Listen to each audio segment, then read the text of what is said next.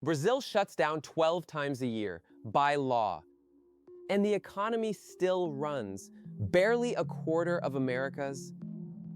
Welcome to Potiguar. I want to take you inside a country that chose rest before it could afford it.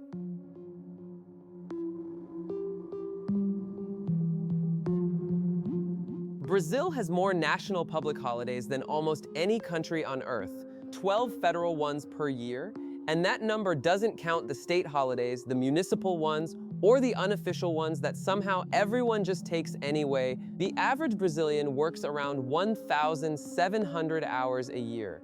The average American works closer to 1,800. South Koreans push past 1,900. And yet Brazil consistently scores higher on global happiness indices than both.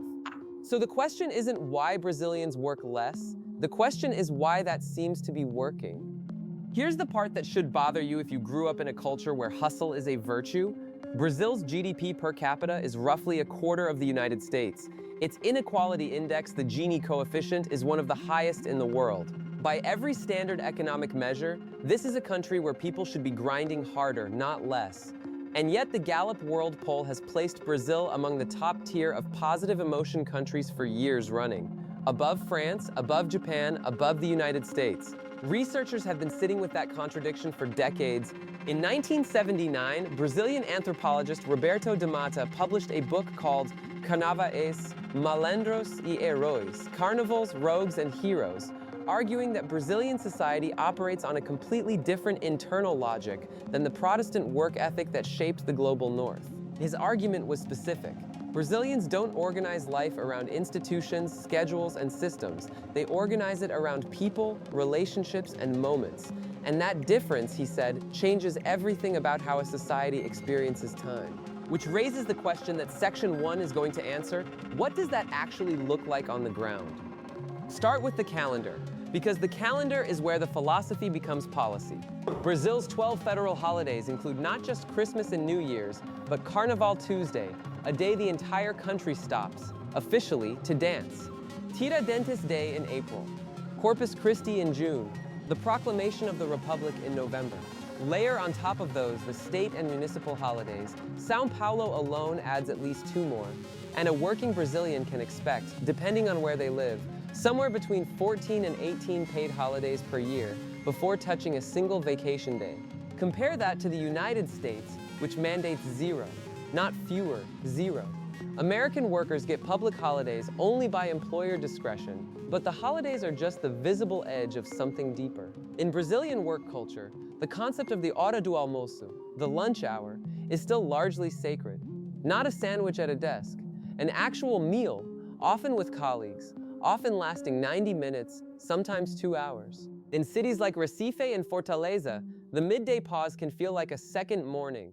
The streets empty, the restaurants fill, the pace resets.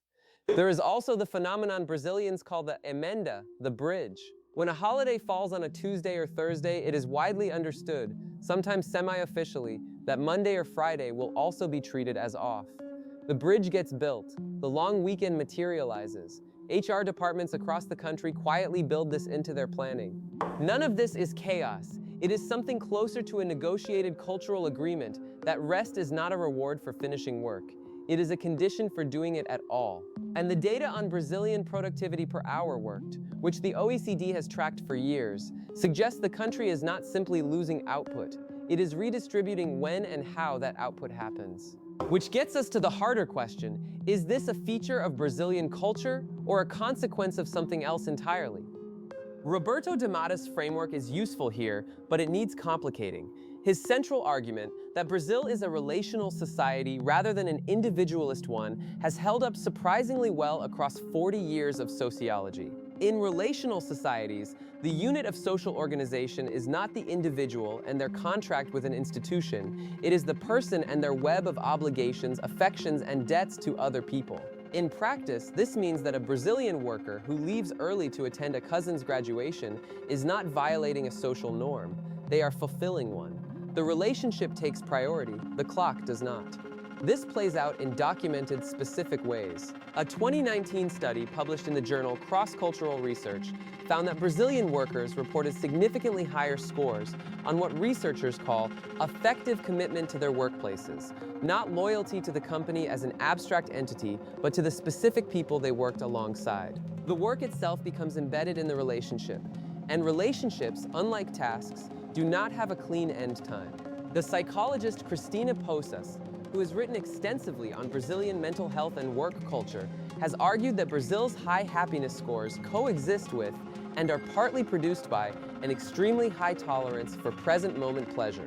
The cultural emphasis is on what is happening now, this meal, this conversation, this song, not the quarterly target, not the retirement account, not the performance review scheduled for next month. This is where it gets genuinely complicated, because the same cultural logic that produces that pleasure also produces what economists call low future orientation, lower rates of saving, lower long-term planning at both the household and policy level. The joy and the vulnerability come from the same source. And there is a class dimension that the happiness data tends to flatten. The flexibility to take the bridge holiday, to extend the lunch hour, to leave for the graduation, that flexibility is not evenly distributed. Informal workers, domestic workers, delivery riders logging 12-hour days on apps, they are Brazilian, they are part of the culture, and they are not living the emenda. The average hides enormous variation. Which means the real question is not whether Brazilian culture has found a better relationship with time, it's whether that relationship is available to everyone, or only to those who can already afford to slow down. Here is what we actually know now, standing at the end of this.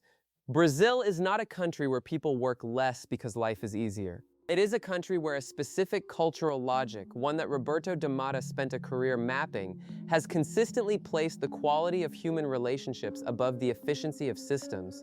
The holidays, the long lunches, the emendas, they are not laziness institutionalized. They are a value system made visible in policy and habit. The happiness data is real. The inequality is also real. And those two things existing simultaneously is not a paradox. It is the specific texture of Brazilian life. The question worth sitting with is this: if productivity and happiness can coexist with fewer hours worked, who decided the alternative model was the correct one? And what would it actually cost to change it? There's another piece of this story we haven't touched yet, and it lives somewhere between the Amazon and the ocean.